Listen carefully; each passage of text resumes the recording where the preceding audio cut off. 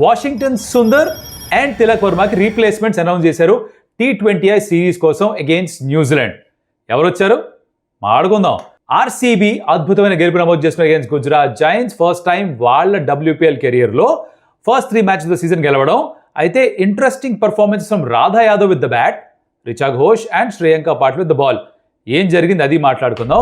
Big bash లీగ్లో ఈసారి Pakistani player ఎవరిని కూడా రిటైర్ అవుట్ చేయలేదు, కానీ మన రిజ్వాను ఈసారి బాబర్ ఆజంతో ఇంకేదో కొంచెం లైట్గా పరాభవం టైపు జరిగింది. హర్ట్ అయ్యాడు మనిషి బాగా. Will talk about that also. మరి ఎక్కువ ఆలస్యం చేయకుండా let's get started. Welcome to some tales. నా పేరు కౌశిక్ అండ్ వెళ్ళిపోతాం టాపిక్లోకి వెళ్ళే ముందు ఒకటే విషయం ఏంటంటే, ఎక్కడ వీడియో నచ్చితే hit the like button, share it to your friends, comment చేయండి and subscribe to some tales. First things first, T20I సిరీస్కి సంబంధించి 2 మార్పులు చేస్తున్నారు Indian team. Washington Sundar side strain rib ఇంజరీతోటి తను బయటికి వెళ్ళిపోయాడు. అలాగే Tilak Varma emergency surgery out చేశారు కదా. సో ఫస్ట్ 3 మ్యాచెస్ తను ఉండడం చెప్పి ముందుగానే చెప్పారు. అప్పుడు అనౌన్స్ చేయలేదు రీప్లేస్మెంట్స్ ఎవరో, ఇప్పుడు చేశారు. సో తిలక్ వర్మ స్థానంలో శ్రేయస్ అయ్యర్ని యాడ్ చేశారు T20I స్క్వాడ్లోకి. Great news, because Shreyas Iyer ఓడిఐస్లో నెంబర్ 4 ఆడతాడు. బట్ T20స్లో IPLలో కూడా నెంబర్ 3నే ఆడడం చూసాం మనం తన ఫ్రాంచైజీ పంజాబ్ కింగ్స్కి. సో అదే పొజిషన్ తను సొంతం చేసుకుందాం అనుకుంటున్నాడు. సో అక్కడే తనకి అవకాశం దొరుకుతుంది. I'm really happy for him. Yup, ఇంకా ఎవరన్నా ఆప్షన్లు ఉన్నారంటే రుతురాజ్ గైక్వాడ్ ఉన్నాడు, తనకిచ్చినా కూడా I would have been happy. అలాగే రజత్ పటిదార్, మేబీ వీళ్ళిద్దరు తర్వాత రజత్ పటిదార్ క్యూలో ఉంటాడేమో. బట్ ఇంకెవరు కూడా I don't really see them coming back. Shubman Gill కూడా T20 ఫార్మాట్లో వాసు, he has to wait for his chance. There is no doubt in that. అవకాశాలు ఇచ్చారు, పర్ఫామ్ చేయలేదు, ఇప్పుడు వెయిట్ చేయాల్సింది. So right now Shreyas Iyer వస్తాడు. So Iyer fans will be really happy and I think I'm okay with that. తనే continue చేస్తాడా world cup దాకా అంటే దానికి గ్యారంటీ ఏమీ లేదు. తిలక్ వర్మ ఫిట్ అయిపోతే 4th and 5th T20Is కూడా తనే ఆడొచ్చు. ఫిట్ అవ్వకపోతే T20 వరల్డ్ కప్ కల్లా ఫిట్ అయితే తనే ఆడతాడు. So Shreyas Iyer right now ఒక రీప్లేస్మెంట్ టెంపరీగా మాత్రమే వస్తున్నాడు. The other person is coming in is Washington Sundar స్థానంలో. ఓడిఐస్లోనేమో లైక్ ఫర్ లైక్ రీప్లేస్మెంట్ కావాలి, ఎవరు ఎగ్జాక్ట్గా లేరని చెప్పేసి ఆయుష్ బడోనిని స్క్వాడ్లో ఇంక్లూడ్ చేశారు. ఆడించలేదు, నితీష్ని ఆడించారు. అది వేరే కథ, మనం ఆడుకున్నాం. నితీష్కి ఎలా ఎక్కువ అవకాశాలు ఇవ్వాలో ఆడిస్తే 11లో వీ స్పోక్ అబౌట్ దట్, ఇంకో వీడియోలో ఉంది. మళ్ళీ I not go in the details. కాకపోతే ఈ T20I సిరీస్ కోసం మరి ఇక్కడ లైక్ ఫర్ లైక్ రీప్లేస్మెంట్ అక్కర్లేదు అనుకున్నారు ఏంటో, వాషింగ్టన్ సుందర్ స్థానంలో రవి బిష్ణోయ్ని తీసుకొచ్చారు. గుడ్ బౌలర్, గుగ్లీస్ ఎక్కువ వేస్తాడు, వికెట్ టు వికెట్ వేస్తాడు. ఈ మధ్యకాలంలో కొంచెం ఎక్స్పెన్సివ్గా ఉన్న మాట కూడా వాస్తవమే. IPLలో is been very expensive. Lucknow super giants release కూడా చేశారు. SRH ఏమైనా తీసుకుంటారేమంటే తీసుకోలేదు. It's okay, it is what it is. తనకు కూడా బాగా డబ్బులు వచ్చాయి, వెళ్ళాడు. RR కూడా వెళ్ళాడు తను. ఇలా తను ఇప్పుడు తిరిగి మళ్ళీ ఇండియన్ టీంలోకి వస్తున్నాడు. At one point of time he was the number 1 T20I bowler. ఇది మనం మర్చిపోతాం, అంటే మనకి గజని మెమరీ కదా, అలా చక్కని మర్చిపోతుంటాం మనం. ఇవి 2 జరిగిన మార్పులు అనమాట T20I సిరీస్కి. లెట్స్ సీ వీళ్ళకి ఆడే అవకాశం వస్తుందా, వస్తే ఎలా పర్ఫామ్ చేస్తారో. శ్రేయస్ అయ్యర్ అయితే ఆడతాడని అనిపిస్తుంది నాకు. I think he should slot in number 3 spot. So let's wish him really well. Bishnoi wait చేసి చూద్దాం దానికి అవకాశం వస్తుందో లేదో. ఏం జరిగింది BBL బిగ్ బ్యాష్ లీగ్లో ఆ బాబర్ ఆజంతో చెప్తా. దానికంటే ముందర WPL కవర్ చేద్దాం క్విక్గా. ఇక్కడ ఆర్సీబీ అండ్ గుజరాత్ జైంట్స్ ఒక మ్యాచ్ ఆడారు. గుజరాత్ జైంట్స్ ఏమో they wanted to been some how year, because వాళ్ళకి ఈ డివై పాటిల్ స్టేడియంలో ఆఖరి గేమ్ ఇది. దీని తర్వాత వాళ్ళు బరోడా షిఫ్ట్ అయిపోతారు. కాకపోతే ఆర్సీబీ ఇప్పటిదాకా ఎప్పుడూ కూడా ఒక సీజన్ స్టార్టింగ్లో వరుసగా 3 మ్యాచ్లు గెలిచింది లేదు. అది ఈ మ్యాచ్లో చేశారు. జరిగింది ఏంటంటే ఆర్సీబీ 182 స్కోర్ చేశారు వాళ్ళ దగ్గర 20 ఓవర్స్లో. తర్వాత 150కి ఆల్అవుట్ చేశారు గుజరాత్ జైంట్స్ని. 32 run victory, very good. 3 out of 3 గెలిచారు. టాప్ ఆఫ్ ద టేబుల్ ఉన్నారు. నెట్ రన్ కూడా చాలా హెల్దీగా ఉంది. ఇదంతా సమరీ అనమాట. డీటెయిల్స్లోకి వెళ్ళిపోదాం. 3 పర్ఫార్మెన్స్ల గురించి మాట్లాడుకోవాలి. 3 తోపు పర్ఫార్మెన్స్లు. యాక్చువల్లీ 4, 3 తోపు, నెక్స్ట్ ఇంకో 4 కూడా టచ్ చేస్తా. ఫస్ట్ రాధా యాదవ్.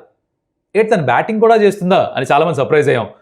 తర్వాత తెలిసింది ఏంటంటే తను బరోడాకి డొమెస్టిక్ సైడ్ ఆడుతున్నప్పుడు కూడా ఇలాంటి నాక్స్ చాలా ఆడి ఉందిట. ఇండియా టూర్కి వెళ్ళినప్పుడు కూడా తను అక్కడ యాక్చువల్లీ బ్యాటింగ్తో కూడా రన్స్ కాంట్రిబ్యూట్ చేసి ఉందిట.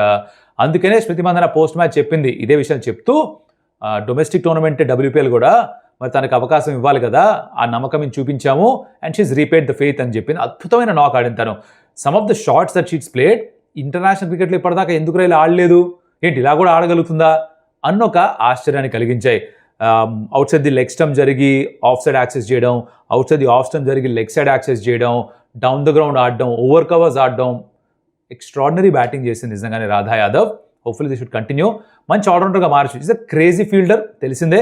Decent left arm spinner, right హ్యాండ్తో బ్యాటింగ్ కూడా చేస్తే ఒక కంప్లీట్ ఆల్రౌండ్ ప్యాకేజ్గా మారిపోతుంది. అండ్ దెన్ అఫ్కోర్స్ దాని తర్వాత దాన్ని టచ్ చేయడం ఇంపాసిబుల్గా అయిపోతుంది. సో ఒక సరదా విషయం ఏంటంటే తన బ్యాట్కి స్టిక్కర్ లేదు. సాధారణంగా స్టిక్కర్ లేకుండా బ్యాటింగ్ ఎందుకు వస్తారా అంటే ఎవరన్నా బ్యాట్కి స్పాన్సర్లు వస్తారేమో అని ఒక అడ్వర్టైజ్మెంట్ అనమాట. ఇంత మంచిగా ఆడితే సాధారణంగా ఎవరో ఒకరు స్పాన్సర్ చేస్తారు. లెట్సే జరుగుతుంది, ఎంత ఫాస్ట్గా జరుగుతుందో. ఇది పక్కన పెట్టేసి నెక్స్ట్ రిషా ఘోష్. తను ఆడిన ఇన్నింగ్స్ వాజ్ వెరీ వెరీ అనుభవంతో కూడుకున్నది. ఎందుకు ఇలా అంటున్నాను చెప్తాను. 43 for 4 when she walked in. Radha Yadav బాగానే ఆడుతుంది, but Richa Ghosh was the recognised batter. అయితే తనేం చేసిందంటే ఫస్ట్ బాల్ నుంచి షాట్స్ ఆడకుండా, మీకు గుర్తుంటే 50 over ODI వరల్డ్ కప్ ఒకటి అగైన్స్ సౌత్ ఆఫ్రికా వికెట్స్ పడ్డప్పుడు ఒక ఇంపార్టెంట్ నాక్ ఆడింది. ఇలానే కంట్రోల్డ్గా తన ఓవర్ అగ్రెసివ్ బ్యాటింగ్ని కొంచెం కంట్రోల్ చేసుకొని ఇనిషియల్గా సింగిల్స్ అండ్ టూస్ మీద మాత్రమే ఫోకస్ చేసి లూజ్ బాల్ దొరికినప్పుడే అలాంగ్ ద గ్రౌండ్ షాట్స్ ఆడి ఒక మంచి పార్ట్నర్షిప్ బిల్డ్ చేసి, ఇదంతా ఎక్స్పీరియన్స్తో వస్తుంది.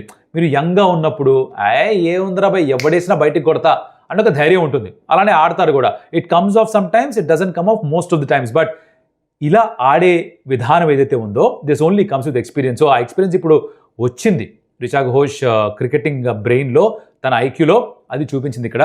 44 runs, వెరీ గుడ్ నాక్, పార్ట్నర్షిప్ 100కి పైగా. That is what separates the good players from the great players.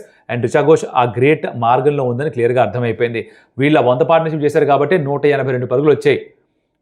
లాస్ట్లో నడిన్ డిక్లర్క్ ఎలాగో సూపర్ ఉమెన్ ఆఫ్ ఆర్సీబీగా మారిపోయింది. బ్యాట్ పడితే రన్స్, బాల్ పడితే వికెట్స్, ఫీల్డ్ ఎక్కడన్నా సరే బాల్ ఆపేస్తూ ఉంటుంది, బౌండరీలు ఆపేస్తూ ఉంటుంది. తను ఎలాగో చేస్తుంది. సరే, third best performance Shreyanka Patil, 5 wicket haul తనకి. లాస్ట్ సీజన్ మొత్తం అంతా ఇంజరీ కారణంగా మిస్ అవుట్ అయిన తర్వాత ఈసారి వచ్చి బాగా పర్ఫామ్ చేస్తుంది. 5 wicket haul, తన first 5 wicket haul.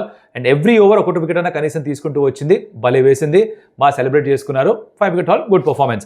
Lauren bell కూడా బాగా పర్ఫామ్ చేసింది. అంటే ఫస్ట్ ఓవర్స్లో 22 ఇచ్చిన తర్వాత థర్డ్ ఓవర్లో షిగోట్ యాష్ గార్డ్నర్, ఫోర్త్ ఓవర్లో షిగోట్ భారతి ఫుల్మలి. భారతి ఫుల్మలి కొన్ని అవకాశాలు ఇచ్చారు, 2-3 సిక్స్లు కొట్టింది, 85 meter సిక్స్ కూడా కొట్టింది. సో తనని అవుట్ చేసింది. సో ఇలా ఈ 4 పర్ఫార్మెన్సెస్ తోటి it was started with these performances and RCB గెలుపు నమోదు చేసుకున్నారు. సో దాంతో టాప్ ఆఫ్ ది టేబుల్కి వెళ్ళిపోయారు. Gujarat Giants have lot to think about. Top ఆర్డర్లో రన్స్ రాకపోతే ఏంటి పరిస్థితి అంటే ఇది పరిస్థితి అని అర్థమైంది వాళ్ళకి. They have to improve on that. This is WPL. Now most important, దీని అమ్మ వెరీ ఇంట్రెస్టింగ్. ఇది బిగ్ బాష్ లీగ్లో మొన్న రిజ్వాన్ని రిటైర్ అవుట్ చేశారు.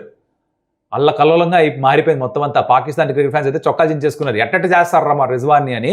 ఇన్ఫాక్ట్ వాళ్ళ ఎక్స్పర్ట్స్ కూడా మాట్లాడుతూ వాళ్ళ షోస్లో చాలామంది అన్నారు, ఏంటి మనిషి ఇంటర్నేషనల్ క్రికెటర్ ఇది అది అనుకుంటూ చాలా మాట్లాడారు. సార్ అది అయిపోయింది.